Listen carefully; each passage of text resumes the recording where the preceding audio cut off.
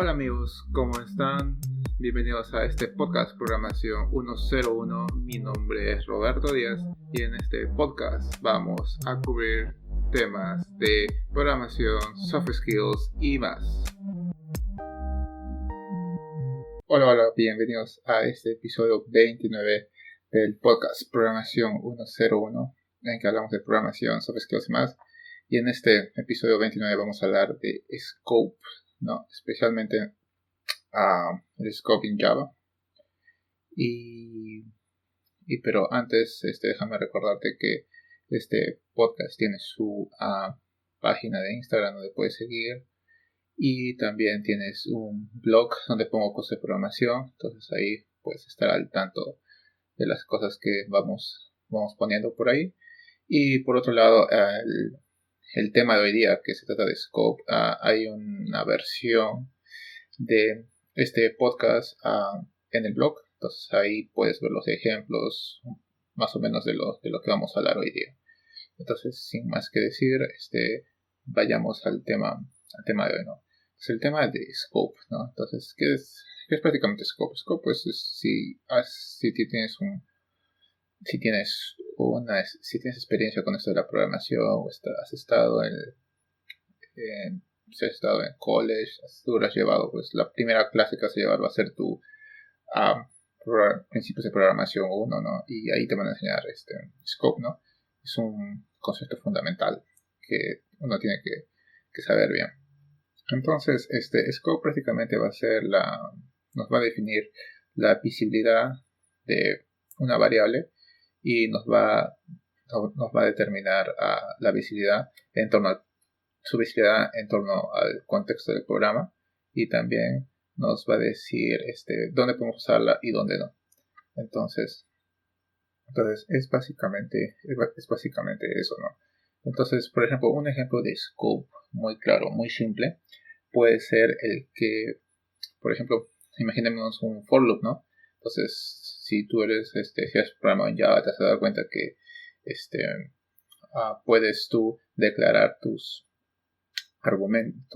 tus variables. Por ejemplo, puedes declarar tu variable que va a contar cuántas veces va a iterar tu for loop. Entonces lo puedes declarar dentro, justo cuando estás declarando el for loop, lo puedes declarar ahí. Entonces lo que va a pasar es de que tu variable puede ser utilizada solamente cuando el programa entra al bloque, ¿no? Y después, una vez que el bloque es ejecutado y sales de ese bloque, ya tu variable ya es destruida. O sea, prácticamente es creada, podemos decir. Es creada cuando entra al bloque y es destruida después. Entonces, eso es básicamente lo que nos va a dar lo que es scope. Y también otra cosa que también tenemos que saber es de que el scope también puede ser nested. ¿Qué quiere decir nested? Podemos poner un scope dentro de un scope. Por ejemplo, el ejemplo más simple, el más familiar, de que todo el mundo más o menos que ha programado. Por ejemplo, puede ser cuando tienes dos arrays, ¿no? Tienes un array y este array tiene dos dimensiones, ¿no? Entonces, si quieres localizar un valor dentro de ese arreglo, de este array, tienes que poner dos números, ¿no? Tanto la localización de la fila como de la columna. Entonces, cuando vas a declarar dos for loops. Entonces vas a tener dos maneras diferentes de inicializar, dos diferentes variables de inicialización. Vas a tener, por ejemplo, digamos, una que va a ser la clásica, ¿no? El i, y el otro que va a ser la clásica j, ¿no? Entonces, como es obvio, es las variables, o la variable en este caso, que es declarada en el primer for loop, va a tener acceso tanto en el bloque de afuera como en el bloque de adentro. Y el for loop que es declarado adentro, el interno, solamente va a tener sus variables que son declaradas ahí dentro de ese bloque, solamente van a tener uso ahí, nada más. Y ya, de eso se trata. Entonces es básicamente solamente eso. Ahora, esto es ¿Esto se cumple para todos los lenguajes de programación? No. En Java es muy simple ver esto, ¿no? Que tú declaras una variable local digamos en tu for loop, y ya simplemente tiene uso ahí. Una vez que sale ese for loop, ya como te dije, está destruida totalmente. O sea, destruida ¿en qué sentido? En el que el valor, por ejemplo, si tu for loop estabas así corriendo, ibas a hacer que itere del 1 al 5 y tu variable de iniciación fue aumentada así en cada iteración, digamos, termina en el valor 5, ¿no? Y después cuando es 6 sale, ¿no? Entonces ese 6, ese i igual a 6, ya simplemente es destruido. Entonces otra vez cuando volvemos a entrar, todo vuelve a ser creado de nuevo. Entonces, hay otros lenguajes de programación, si no me equivoco, en el caso de PHP, en el que puedes declarar una variable global dentro de un loop, dentro de un for loop, y esta va a tener acceso a todo. Entonces, esto del scope va a variar de lenguaje a lenguaje, ¿no? Entonces, tenemos que tener en cuenta eso, ¿no?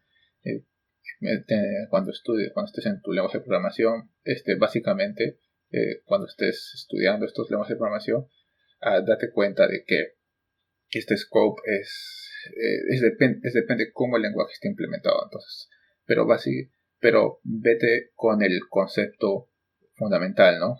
Que es el que, digamos, es el scope de una variable va a trabajar en los límites de donde es creada, ¿no? Después hay sus excepciones, ¿no? Como ya te mencioné, como en el caso de PHP. Ahora, otra cosa que también hay que tener en cuenta o que hay que saber es que el concepto, tú sabes de que la programación orientada a objetos tiene 4 pilares, ¿no?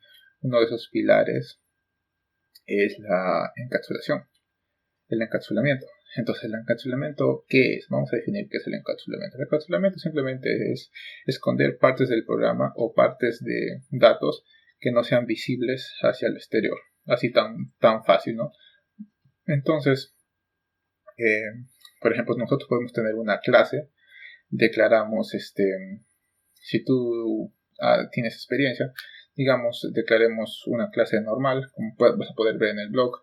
Ahí utilizo un nombre común, una clase A que le pongo, pero te voy a tratar así de más o menos explicar acá de una manera así lo más visible que puedo hacer, ¿no? Digamos que tenemos una clase, ¿no? Y esta clase tiene variables. Digamos, que van a ser declaradas regularmente public, int, nombre de la variable, pongámosles un x, es igual a 1, ¿no? Entonces, digamos que esta clase tiene también su main method. Entonces vas a declarar la clase, su variable, su variable de instance variable, y después vas a tener tu main function, y en tu main function vas a querer acceder a esta variable. ¿Cómo vas a querer acceder? Simplemente pones system.out.println x. Entonces, si tú vas a hacer eso, inmediatamente vas a dar cuenta que te va a salir un error. No vas a poder acceder a la variable. Pero tú vas a decir, ¿pero por qué? ¿Por qué pasa esto? Si está declarada antes que el main sea ejecutado. O sea, debería yo tener acceso directo. Pero resulta, si tú recuerdas muy bien sobre cuando trabajas si has trabajado con objetos y recuerdas muy bien exactamente cómo se utilizan las variables de instancia, vas a recordar de que para tener acceso a estas variables de instancia, en primer lugar, tienes que tener setters y getters. En segundo lugar, tienes que tener un objeto que sea creado, un objeto de esa clase. O sea, vas a tener que crear un objeto de esa clase y después vas a tener que llamar, en este caso, el get method para agarrar el valor. Entonces, es la manera en que nosotros vamos a tener acceso, ¿no? Pero resulta de que si en vez de declarar tus variables que sean variables de distancia, digamos que tú las haces que sean class variables de clase, ¿qué va a pasar? Pero ¿cómo declaras una variable una variable de clase muy simple. Simplemente el argumento anterior, como te dije, public int x es igual a 1, punto y coma, le vamos a añadir static. ¿En dónde le vamos a poner el static? Le vamos a poner entre el public, o sea, entre el public y el int. Entonces va a ser public static int. Nombre de la variable, en este caso x, es igual a 1, semicolon. O como le dicen, punto y coma. Entonces ahora, en este caso, nosotros sí vamos a poder acceder a la variable directa. Entonces, si un poco te has confundido ahí con esto de variables de instancia y variables de clase, ahí también en el blog tengo unos posts que he puesto sobre esto, sobre las diferencias entre variables de instancia y variables de clase. O también lo puedes encontrar en cualquier sitio, en cualquier blog, en cualquier website, ¿no? Y es importante saber esto. Porque esto te puede venir en preguntas para entrevistas. Entonces te pueden decir cuál es la diferencia, o cuál es la diferencia entre métodos de instancia y métodos de clase. Entonces esto es algo muy, muy fundamental que deberías entender. Entonces esto es scope, ¿no? Entonces ya como para recapitular, scope va a ser el lugar en el que podemos ver nuestra variable, y es en el lugar donde podemos darle uso también. Entonces, no siempre va a ser intuitivo. Y hemos visto que en Java dijimos que, como te expliqué, ¿no? En el caso de los for loops, las variables que son declaradas en el loop de afuera van a también ser visibles y van a poder también ser usables en el loop de adentro. Pero resulta que cuando llevamos esa misma lógica, la llevamos a las variables de instancia, que como te expliqué en el ejemplo anterior, no se cumple el mismo proceso. Entonces es muy necesario de tener eso, ¿no? Y como te dije también, tienes que tener en cuenta de que en otros lenguajes de programación, como te mencioné, el que yo más o menos sé, es PHP. He tenido un poco de experiencia trabajando en eso, en PHP. Entonces te puedo decir de que ahí puedes declarar tus variables globales dentro de un loop, dentro de un for loop, o dentro de un if loop o while loop, y van a ser accesibles o van a ser visibles hacia otras partes del programa. Entonces, esto era todo lo que tengo para hoy, para ustedes. Espero que les haya ayudado, que te haya parecido informativo, que eso es el objetivo de este podcast, mantenerte informado. Y sin nada más que decir, déjame que te haga recordar que puedes seguirnos en Instagram, en la cuenta que se llama programación-101, y también puedes ir a ver los blog posts de que ahí voy poniendo, y para que te vayas actualizando con un poco de terminología de esto de programación que te puede ayudar. Entonces, sin más que decir, déjame agradecerte por haberme escuchado el día de hoy, y sin más que decir, hasta la próxima, hasta el capítulo 30. Bye.